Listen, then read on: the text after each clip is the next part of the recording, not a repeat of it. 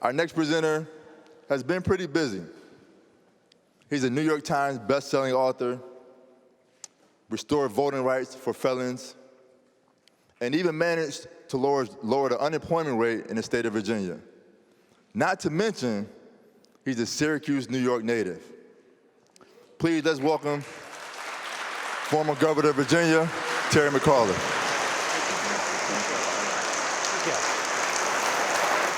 Morning, everybody.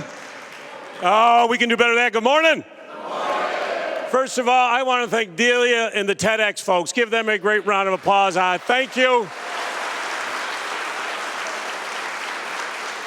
I want to thank all the administrators and all the folks here at Attica for allowing this to actually happen. Give them a great round of applause.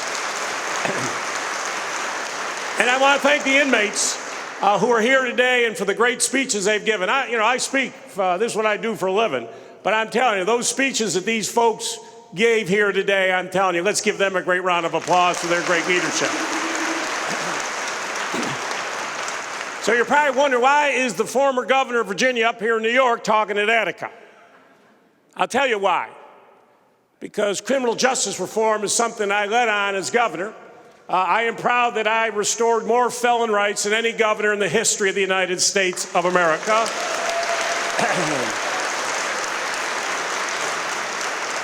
I pardoned more people than any governor in the history of the Commonwealth of Virginia. And I pardoned them because sentences were too long. There were innocent people who were convicted, so I leaned in on these issues. So this is something very, very important to me. But I'm also here today to talk to the inmates, to talk about your next step. As governor of Virginia, I used to visit all of our prisons. I used to go to the commencements, give out graduation degrees, and I would always talk to the inmates and say, you have a huge opportunity ahead of you. You need to think big, you need to be fearless, you need to take risks, but you have a huge opportunity ahead of you. I've had a fascinating life. I've been in politics a long time. I was a governor. I was chairman of the Democratic National Committee. I chaired presidential campaigns. I chaired inaugurals. I chaired conventions. I've been active in business. I've started dozens of companies. I've had huge successes in business, and I've had huge failures in business. I've been an entrepreneur my whole life. Folks, you got to take risks, and you're not always going to win. But my message today for all of you, you made a mistake. Get over it. Time to move on. Time to get to the next step. I can tell you as a governor, we love you, we respect you, you are an integral part of American society, and we need you back in our society to make America strong.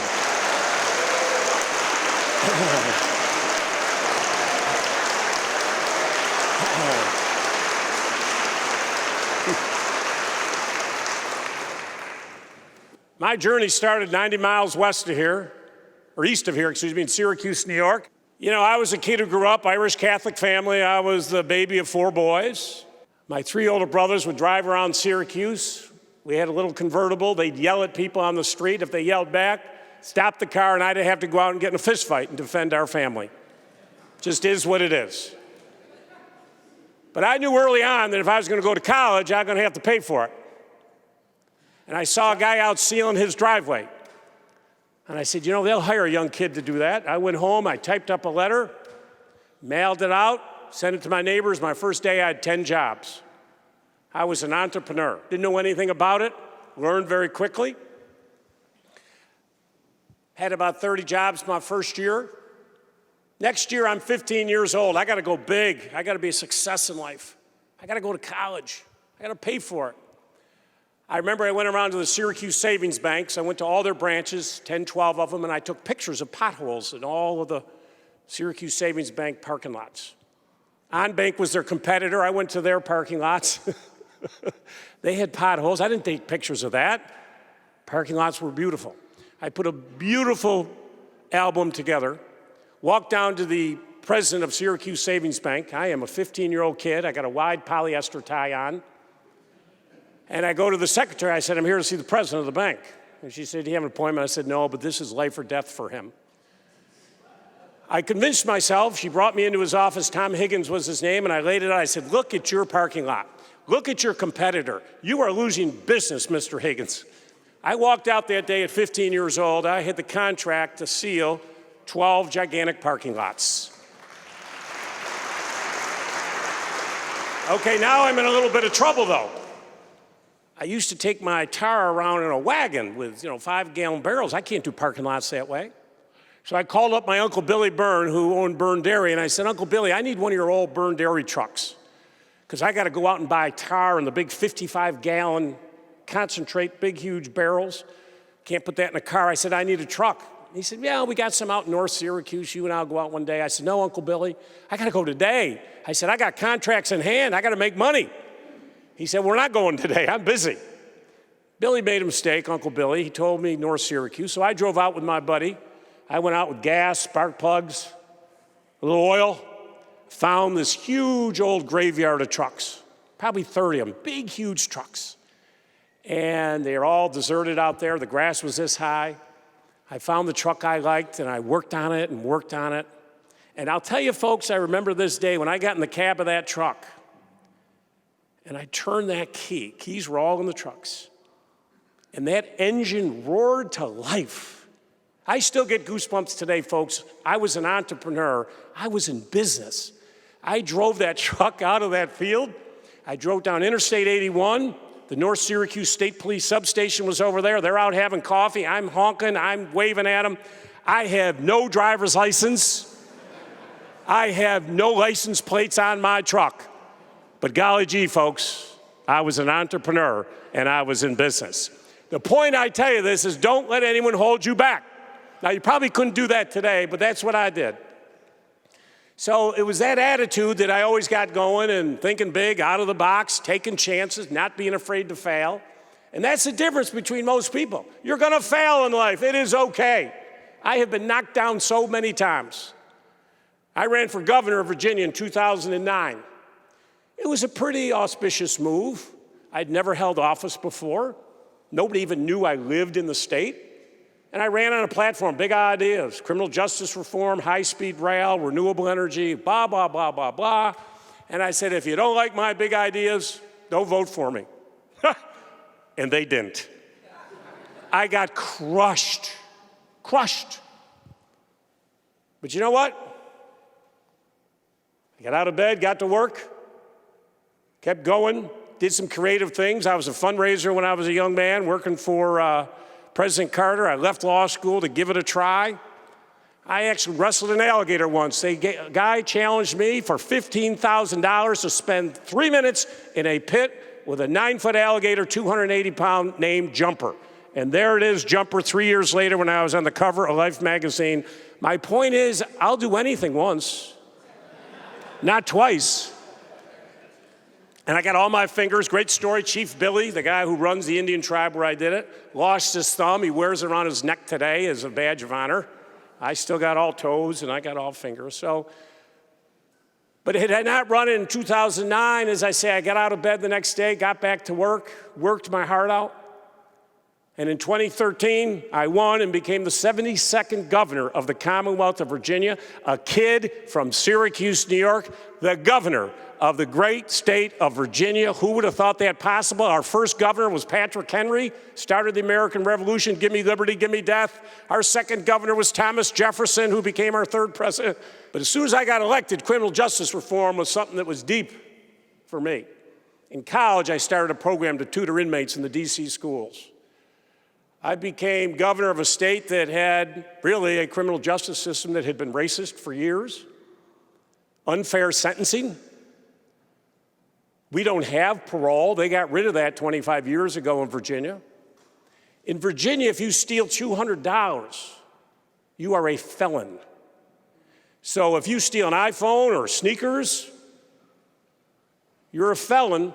And we're one of 3 states in the United States of America that you are permanently disenfranchised from ever voting again in any election for the rest of your life.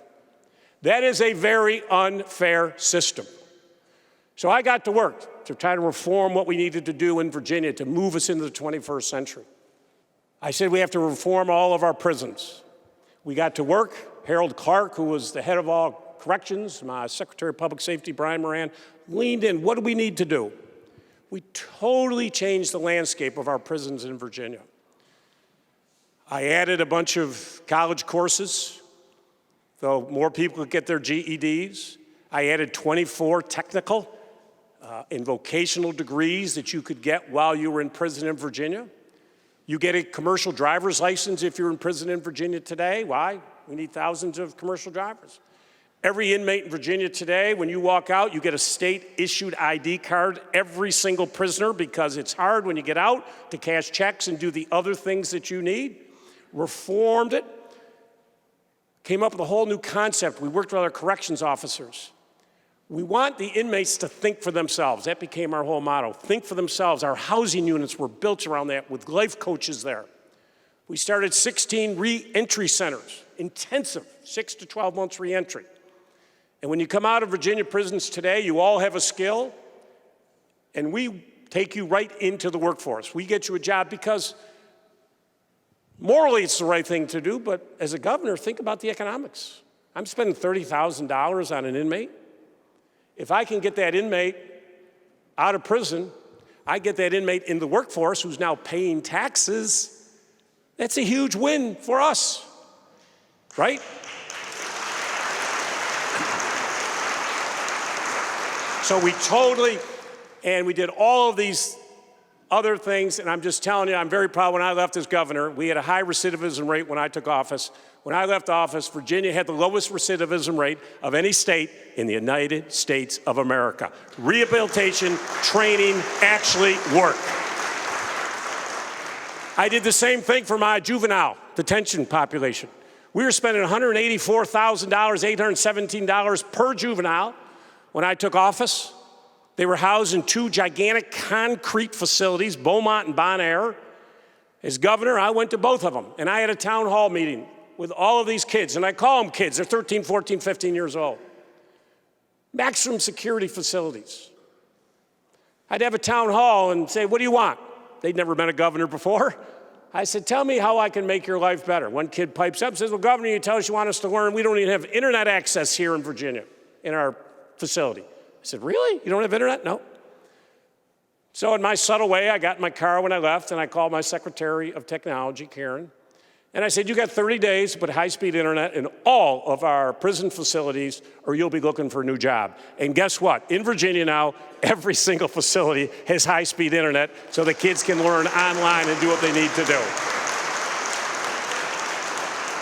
And we worked and added more to shut them down and to have smaller community-based where there's training. By the end of my term, we reduced the juvenile detention population by 2/3. Guess what? We saved the state $40.5 million a year, but we also helped these kids. We gave them an opportunity. That's what it is about. Once you're out, you want every inmate, I want them to feel good about themselves. I want them to be successful. I want them to be part of society. I mean, you saw here today, they're sons, they're fathers, they're brothers, they're human beings.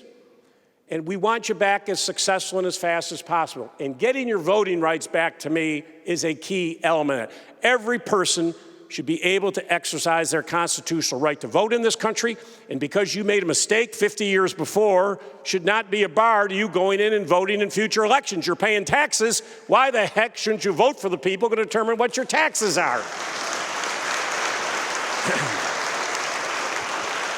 And in Virginia, in 1902, a state senator by the name of Glass put it in our Constitution to permanently disenfranchise felons for the rest of their lives. In his quote that day, I quote you, "I am doing this to eliminate the darky from being a political factor in Virginia."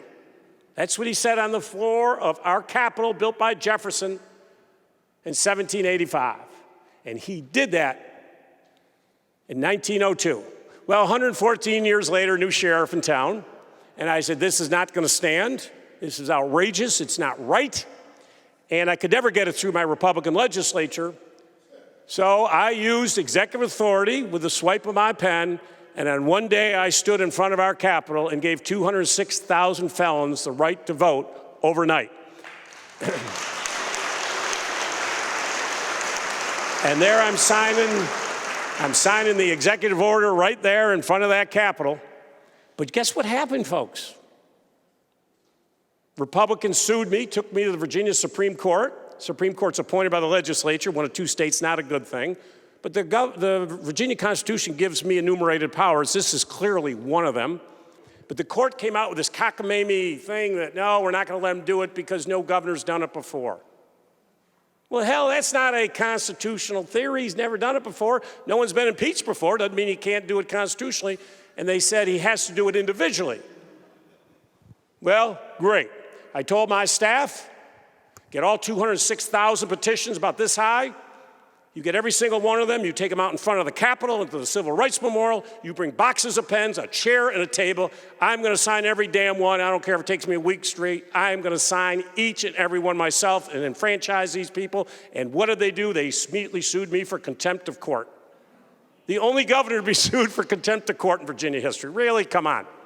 I loved it. At this point, the Supreme Court buckled because they knew they were wrong, and I was able to enfranchise all of these people. And my point to this is, you got to fight in life. I didn't get elected governor to help all those people who were wealthy and doing great. I got elected governor to help those people who had no voice, that nobody was looking out for them. And that's what you need in elective office today. So I leaned in on pardons. I pardoned a young man by the name of Lenny Singleton. Lenny Singleton committed 5 robberies. He was a drug addict. He stole $535 in 5 robberies. Nobody was ever injured. He had a butter knife at one robbery. Nobody was ever injured. You know what Lenny Singleton's sentence was for $535 in Virginia? 2 life sentences plus 130 years. I could sit here and give you chapter and verse. That's why I pardon so many people, folks. It is an outrageous system. So my final point to everybody here is think big, take risks. To all of you inmates out there, you got a huge opportunity ahead of you. You have so many chapters of your life left. Do not despair. Think big, be bold, something I've tried to do my whole life. You made a mistake, folks. We all make mistakes. You show me someone here who hadn't made a mistake, and I'll show you a liar. You made a mistake, time to move on. But be big, be bold. America needs you. Thank you for what you're about to do for the United States of America. Thank you, and God bless you.